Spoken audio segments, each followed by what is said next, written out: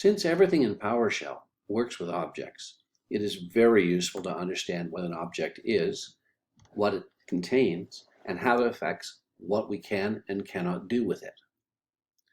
An object is just a data structure that typically resides in memory. There are places within that data structure for the various things that give an object its capabilities and define how you can work with it. The different places that things are stored in an object have specific names. In particular, the things we are interested in are the code that is in an object, in other words, the instructions that allow an object to perform a task, and the data contained in an object that we can interact with, known as properties. The code, the data, and there are other things in objects, are what we call members of an object. An object itself can be a single object, or it can be a collection or array of objects. When we worked in Bash and had to deal with data, we decided if we had single data elements that we could store in something like a variable, or whether we had a collection of data elements to store in an array or whatever other organization we chose. In PowerShell, the organization is decided for you, and you have to examine an object to determine if it's one object or a collection of objects. The members of an object can be comprised of many things. The things we are particularly interested in this course, as we mentioned, are the code, which is called a method, or the data, which is called a property. An object can contain multiple methods. Each method will have a name. It will have a data type associated with it, the kind of data you can get from that method from running it, what the output looks like. And it may or may not allow you to give it multiple objects as parameters or arguments when you invoke the method or tell the object, do this task for me by running this method. Data within an object is always stored as objects, so objects contain objects. And the data that we can access in it, we refer to as a property. And just like there can be multiple methods, there can be multiple properties.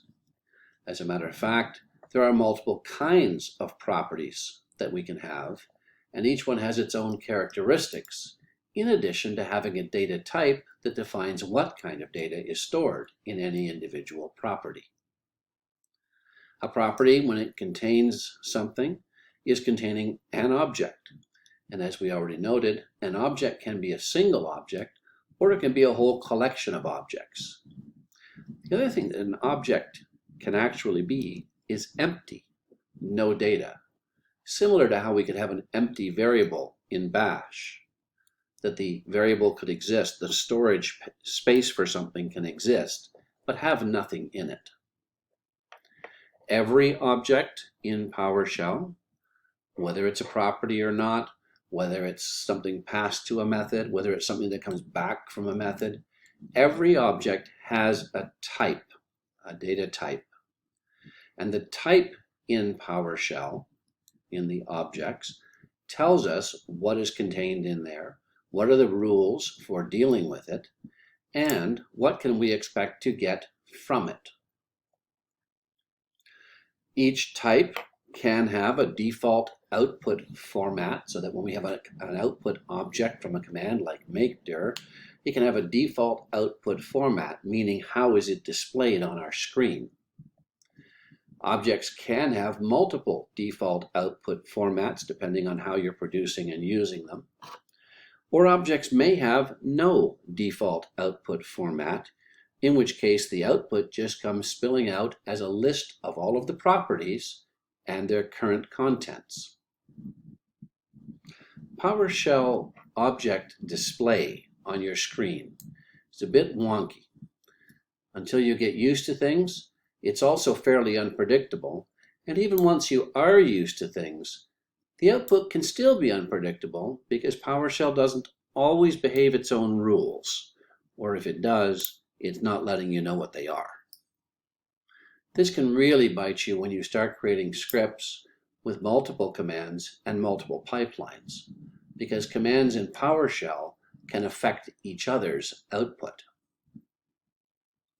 So you should always explicitly control your output in scripts. Build your commands in such a way that you are controlling how the information comes out. When we ran our makedir command previously, we did nothing to control the output. So the object that was produced was simply default displayed. We didn't control that. We didn't tell it where to send it, how to format it, or whether to even output it at all. It made all the decisions for us, and we were stuck with what it did. You can control your output. There are various ways to do this. On the bottom of this slide are 3 examples of getting the output from your getDate command to display. All 3 of these produce the default output display. They simply do it in different ways. The first command is just getDate. And the getDate commandlet will produce a formatted string showing the month, day of the month, the year, and the current time on a 12-hour clock in the local time zone. That is the default display. That does not mean that's the only thing in the object. That does not mean that it didn't produce more data. That just means that when it made that object, a date-time object in this case, the default display of the object looks like what you're seeing on the screen. Now, when you run a command and don't tell PowerShell what to do with the output, the objects that are created sort of fall off the end of the command line. And what happens is PowerShell notices that. It catches any objects that kind of fall off the end of the command line, ones that have been created and not explicitly directed somewhere, and it does the default display for them in whatever way PowerShell decides is appropriate, which may or may not be the way you want it. There is another mechanism that can be employed. There is a commandlet called write-output, and we run write-output very similarly to how we would use an echo command. We give it something to display. The thing we give it to display might be very simple. It might just be text, in which case we should enclose it in quotes to create a string on the command line. This will create a string object with the text in it, hello, and it will give that object to the write-output commandlet, and the write-output commandlet will format that object appropriately and send it to the terminal. We can also produce outputs similarly to what we did in Bash by running a command and taking the objects that it produces and put it on the command line.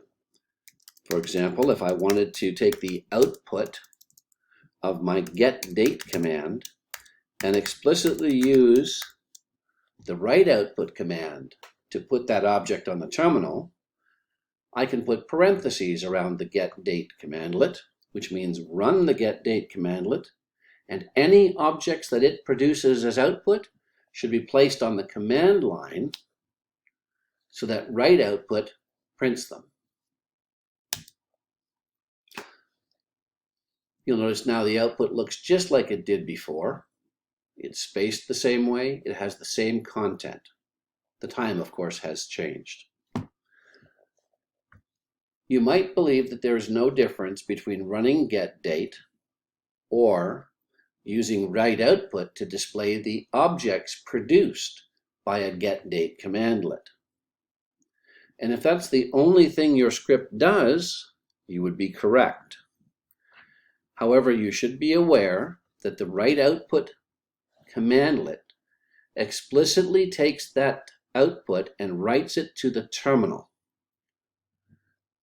Running getDate without the write output simply produces objects that can be sent anywhere depending on what you've told PowerShell to do. So we could, for example, take the objects produced by getDate and send them through a pipe.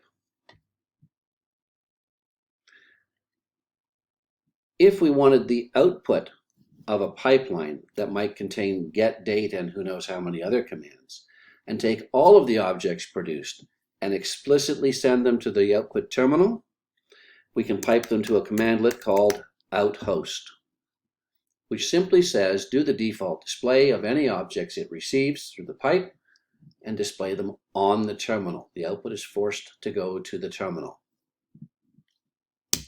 And again, the output will look very similar. It is important to realize that the output from letting objects fall off the command line is handled differently by PowerShell than the output that comes from a commandlet like write output or outHost.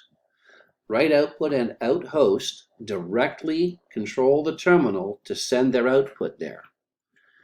Objects that fall off the end of a command line, PowerShell decides where to send and can send them to the terminal. That is the default place to send them, but it's only the default. The timing for that decision is determined by PowerShell when running the command.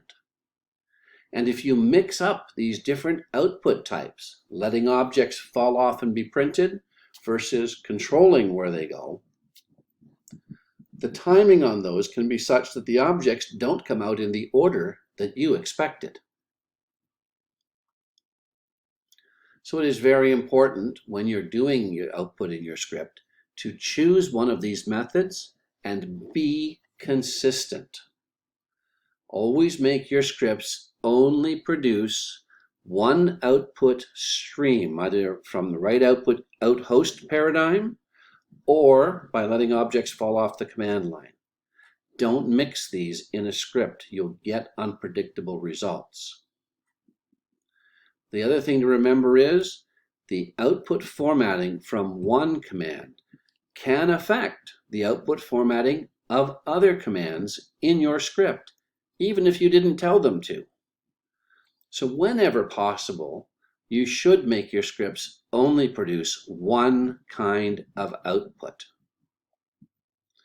That's where write output and outHost, which really are two forms of the same thing, really have an advantage because they always take whatever objects you've given them and they turn them into string display objects to send to the terminal, so that you always have one kind of output object, no matter how many different kinds of objects you sent to the write output command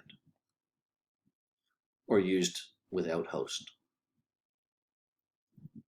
So it's generally a good practice to include those in your scripts if your output is supposed to come out on the terminal.